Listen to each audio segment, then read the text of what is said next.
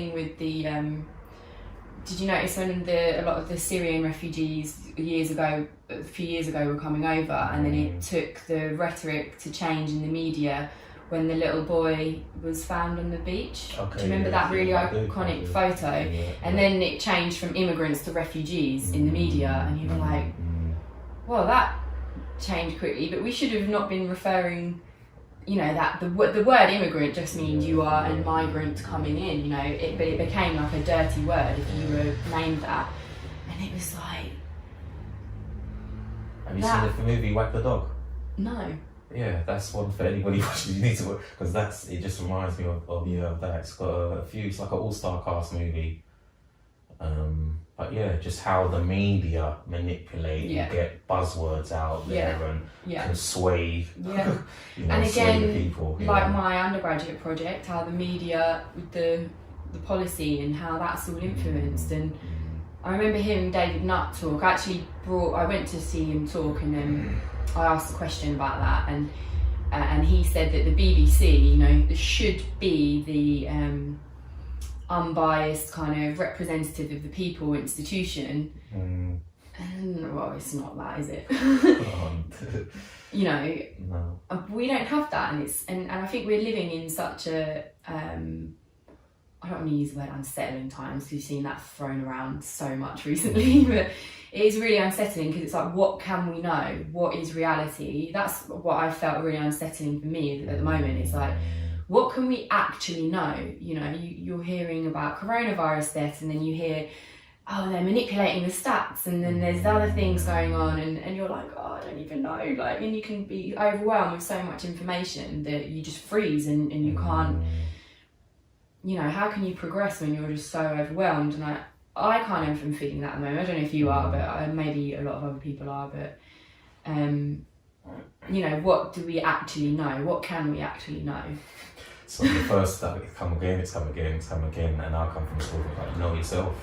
This is where I come from, that school of thought, where it's like, in the unknown, that's when you need to know yourself, and you need to know what you've got to do, and how, Terence McKenna put it in another way, in one of a little clip that I watch on YouTube. It's called Nobody's Smarter Than You Are. But ultimately it goes through explaining nobody's smarter than you are, because nobody's experiencing what you're experiencing, and other people's experiences is no testament to your own experience and what you feel and how you're going to react and how. So the best thing you can do is know yourself and empower yourself to be prepared for what, the unexpected, the unknown. That's what we're in at the moment. And I think psychedelics are really powerful in preparing you for the unknown. The role that they played in my life in preparing me for unknown possibilities is ridiculous. Just every time you partake, you're stepping into the unknown. It's just, who knows what, it could just be a party vibe night, or are you going to be going through portals into other dimensions? It's like, so that preparing for that type of unknown, and it filters through on many levels. But I think all of those journeys about knowing yourself, and once you know yourself, that's like those concepts of the Buddha or the Guru being able to meditate with all the chaos going on. You've got to kind of try it as best as you can to put yourself in that space, and then you work and be around others that are in that space. But if you are just soaking up all of that, I know that it's unhealthy, man. I know that I've been there. I know what that does to you. So that's not a healthy space to be in. You got to have to filter out shit like that doesn't serve you well. So like, I say it all the time, people like, the chemtrails, for example. I don't know what your views are on chemtrails. And I'm like, as I said, I done Google years ago, so I heard about chemtrails 20 years ago.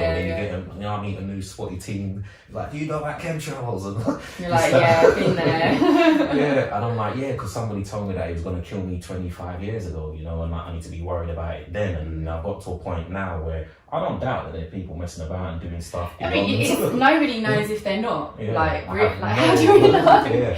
Like we were talking earlier about, I think a lot of people are coming unsettled because of, conspiracy theories. And I did feel like myself when I was on social media, I'm like, hang on a minute, like, we know MK Ultra existed, like, that actually happened now.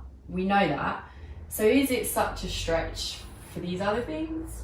But then maybe it is a load of shit and it's not happening and it's fine and there's no conspiracy, but maybe there is as well. It's the yin and yang, as I said, there's half truths and half falsehoods, and all information has semantic principles. But ultimately, yeah, you've got to be able to, make your decision, and stand on your square, and that's the courageous, that's the, like not following the crowd kind of thing, because that's what people are suggesting. But make an informed decision, sorry, I interrupted you. Yeah, and that's where I was coming from, as far as, the chemtrail thing. It's like, okay, so let's say, like, I weigh up, this is how Darren would weigh up, it's like, okay, so if it's all bullshit, it's all bullshit. Don't need to worry about chemtrails. And if it is real, or what the hell is going on, weather modification, they can change the weather. That's stuff I've heard, or they're spraying stuff out that can control your mind, or they're spraying stuff out that affects your DNA and can change and mess up, is making us all sick. Okay, so my approach, my mentality is, the archetypes I work with like, alright, so if they're changing the weather and it gets colder, you got to put a jacket on D.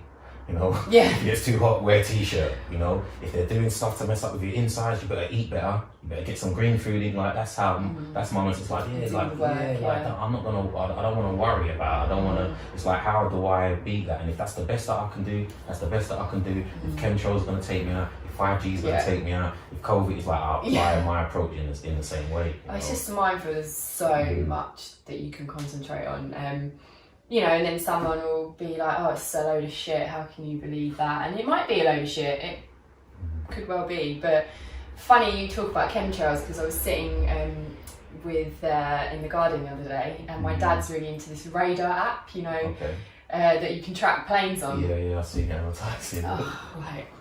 Just loads of people getting into it, like it's the equivalent of train spotting. We've become like officially old. Wants to check what planes there are, and as a joke, I'm sitting, looked up and went, oh look, there's a chemtrail, like that, taking the piss. And I went, go on Dad, get your radar app out, and he did, and it said unknown, it had the plane on there, and it said unknown origin, and I was like, oh shit. yeah, one of those planes. It was, because I know something was revealed recently. There was a lot on these apps, and not on the app, sorry, a lot of the plane spotters. Like, what's that plane? That's not on the schedule. And it was, they're bringing prisoners from Guantanamo Bay or that kind of shit. And that was exposed years ago. And then that's why I said, I was joking, oh Dad, is it one of those planes? And he went, it actually doesn't have any information on the app. Like, it doesn't say BA coming from Qatar, cargo from wherever. Like, so who knows? We're never going to know, so. Yeah, I said you can know yourself. True. That's the journey, like that's, and exactly. It's like, then you know more. What I'm learning is, and others around me who are sharing this with me, it's like you just know better. You're in a better place of what you need to do in those kind of times. You're just in a better place, And conversation I had with some guys yesterday. I've done an interview with some guys in the States. Just come down to, he said, in his words, was like, well, the worst case is like, we'll die and it's all over. It was just that blase, like, fuck. And it's like, you're allowed to have that, man. And, and you can be as serious as fuck about it. I meet people and I feel their passion when they're like, no, we need to. And it's like, that's why I love plants, because you just see the diversity in plants and all these different organisms, and we're just the same as that. We're all just, and that's what, we're not all meant to be the same. We're not meant to be thinking the same. Let's all march down as one down. Like, that don't happen. The daffodils and the dandelions, they have, their resources and what their substrates are dependent upon the same thing, but they're extracting different things from it and producing different things from it, and I learn through nature just how we then go against it or go with it. And I see a lot of the times, we get gassed up, as the young people say, gassed up, and it's like misinformed and not really here. I think it's important to be make informed decisions. It's like, be true to yourself, but we do need to make informed decisions. And I think again that comes down to how shit our education system is in this country. I was chatting to one of my colleagues the other day, and he said, people shouldn't be talking this misinformed shit online. And he goes, we get taught critical thinking in school. And I went, no, we don't. I did, because of the particular programme that I took at sixth form college. I decided not to do A-levels. They did the international baccalaureate at my sixth form college. And I didn't think I was going to get onto it, because you needed fairly good grades, but managed to scrape some good GCSEs, pulled my finger out at the last minute and got good GCSEs and got on. And one of the subjects in that area was called theory of knowledge, and it's basically critical thinking. And that was actually probably my journey, where the sort of started was with learning those subjects. I studied philosophy as well at not A-level, at international baccalaureate at sixth form college. And And that was just like, oh, whoa, you know, that blew my mind. That was, and other kids don't get taught that. It's not an essential part of the high school curriculum. I think you can do it as an A-level, but it's, you know, you can only do 4 A-levels and then you drop to 3, and it's too specialised that young. And I think if we're then taught that at schools, it would really change society, and like, you wouldn't even need to tackle racism or diversity itself, because the education would have already done that from here. Like, if you just change the curriculum, it's like, that stuff over here, the racism and the lack of diversity, doesn't happen by default, because the education, first of all, is good, and you have a good basis. You know, like when I studied anthropology for my undergraduate, I was like, why is this not taught in secondary schools? This is crazy. Like, it, not only would it make everyone more tolerant of each other, it would, you know, anthropology still has so many benefits to learning, and people still now go, oh, what's anthropology? Like, what is that? And well, what is it for people who may say, I'll have listeners, they'll probably say, what the hell is anthropology? Well, so anthropos in Latin means like humankind, man, you know, and ology, the study of. So I did the BSc, so it was more sciencey degree. So I learned about, you know, why we're genetically and physically different, why we're culturally different. So social anthropology, like the differences culturally. So, you know, you'd look at different ethnographies from around the world, and, you know, how people in Papua New Guinea live, how people in Africa, but past societies and present. So you do that kind of comparison there. I also did like a primate comparison module. So you're looking at how similar we are as primates. And so interesting, you know, like super, super interesting. Yeah, and again, that reinforces your idea of like, yeah, we're just all one. Like, every living thing is just connected, and we are all one. Yes, we all have differences. Those differences need to be accounted for. But if we all have the knowledge, and we all have a good basis of, not even knowledge as like little nuggets of information, like the ability, like schools should be teaching kids the ability to process knowledge and information, instead of spoon feeding and being like, you need to learn 1 + 1 = 2. You know, it's actually, you need to be taught to have the skills to process mathematically. Like, maths should be, how are you going to look at the world mathematically? History should be, you know, teaching people that is just one story, not like in World War II this happened in this war. You know, it should be, how do we look at our past? That's what history should be. And the same with every subject. How can we put more of a creative feel on the world with, and harnessing those skills in children that way? And that's not what happens. I've been a teacher in a secondary school. You teach. Yeah, I've been a student in one too. I've been a student in probably the shittest secondary school in the country. You know, when I left school in year 11, it was put into special measures after the Ofsted inspection. It was just, you know, awful, and I can't blame kids for not wanting to go, because their potential is not, you know, it's not harnessed, they're not nurtured, I don't think. I think there are a lot of teachers that are really, really trying, but I think it's the system that's rotten. And it's like the police force, it's like the prison system, it's like all the system. There's some good people and they're trying to do the right thing, but the system itself doesn't facilitate that being the model, of, you know, what that individual officer or what that individual teacher may want to do,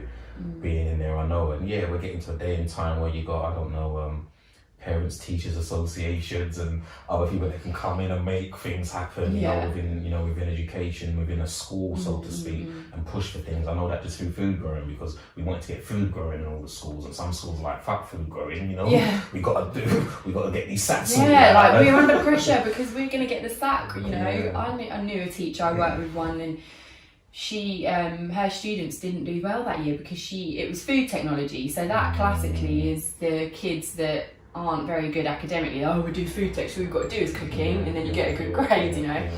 They messed around in class and they didn't pass. She didn't have many students that passed, and she left. She's like, I can't do teaching anymore. Like, it's too hard. I'm too under pressure from the stresses of having to get my kids to pass these exams, and that's not good for the teacher, and that's not good for the students either. You know, I can remember having to help out a colleague, and he said, oh, can you just cover this class? All they've got to do is revision, right? It's an easy class. I've got to go and have this meeting. Like, I was free. I was like, yeah, sure, I'll supervise them and whatever. And he's like, oh, basically what I've done is put together this booklet of, he goes, I've gone through the past exam papers for the last 10 years of what has come up every year and what comes up every now and again. So he goes, I've sort of said, definitely learn this. Pythagoras always comes up, and probably learn this because this hasn't come up in the last 5 years, so they'll probably put it in the exam. And I thought, that is not teaching. Like, I understand why he's doing that, because he wants them all to pass, especially maths, like that's what the schools get judged on. But the kids are going to learn that, and then they'll go, oh, and they'll forget it. Like, you should, as I said before, like, you have to teach them the skill of processing mathematically, and yeah, you learn the nuggets of information for the theory, but not just spoon feed, because that's to me is not teaching. So then you need to ask, like my daughter did when she was in school. She's still in school, ish, because of the comic situation, and she done her research in Google as part of an assignment that she had to give to school. And it was looking at schooling and education, and then you sort of ask, well, why would that model still exist when clearly people that have come through it come out the other end and say, hey, it's not holistic enough, you know, for the diversity of people that we've now got, you know, currently in the educational system. And like my daughter discovered at the time, you know, with her research, you know, just as far as, well, why was school set up in the first place? What was the model that it was set up for? What was it there to do? Was it there to really educate? You know, this is, you know, or was it there to get good workers for the factories? And there's an amazing clip online of oh god, I can't remember the guy's name now. I think his book's even on that bookshelf. Ken someone. And it's about the Victorian system. Why do we put kids in age groups and we churn them out like a factory every year? Because some kids are early bloomers, a lot others are late developers, you know. I was definitely, it's late bloomers, and I said that wrong, right? Anyway. Okay, sure. But you know, I was probably a bit of a late bloomer, you know. Some things, even now, like I turned 30 the other day, and I'm like, oh wow, that's just sunk in. Whereas I know that some people would have been on that years ago, you know, it would have sunk in. But yeah, I think that's where it needs to change, is the educational system.